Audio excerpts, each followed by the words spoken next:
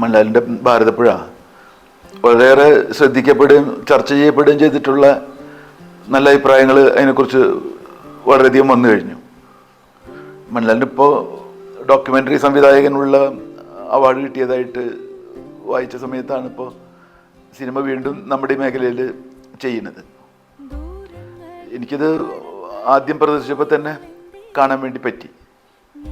Cinema എന്ന രീതിയിൽ ആ ഒരു മാധ്യമം അത് സാമൂഹ്യ മാറ്റത്തിന് അല്ലെങ്കിൽ സമൂഹത്തെ സ്വാധീനിക്കുക, മലയാളി അത്തരം ഒരു കാഴ്ചപ്പാട് ഇതിൽ വെച്ച് പുലർത്തുന്നുണ്ടോ എന്ന് അറിയണില്ല.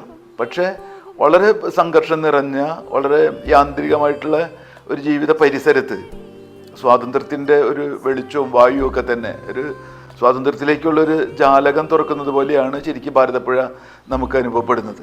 അതിൻ്റെ ഒഴുക്ക് പോലെ നമ്മുടെ ജീവിതം വളരെ സുഗമമായിട്ട് ഒഴുകേണ്ടതിന് പകരം നമ്മൾക്ക് തിരിഞ്ഞു നോക്കാനായിട്ട് നമ്മളെ പ്രേരിപ്പിക്കുന്നുണ്ട്. അത്രമാത്രം സംഘർഷങ്ങളും വേദനയും ഒക്കെ തന്നെ.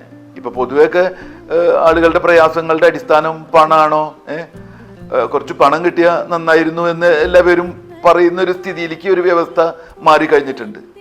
പണം ഉണ്ടെങ്കിൽ കാര്യങ്ങൾ എളുപ്പമാണ് എന്നുള്ള ഒരു ചിന്ത. അതേസമയം അതൊന്നല്ലാത്ത മനുഷ്യൻ്റെ ആവിഷ്കാരങ്ങളും മനുഷ്യൻ്റെ സ്നേഹവും മനുഷ്യൻ്റെ ബന്ധങ്ങളും ഇത് വളരെയധികം ചിത്രീകരിക്കുകയാണ് ഭാരതപ്പുഴയിൽ ചെയ്തിട്ടുള്ളത്. അതിൻ്റെ ഓരോ സ്ലോട്ടുകളും അതിൻ്റെ ലൊക്കേഷനും അതിലത്തെ കഥാപാത്രങ്ങളൊക്കെ തന്നെ നമുക്ക് അടുത്ത ആളുകളാണ്.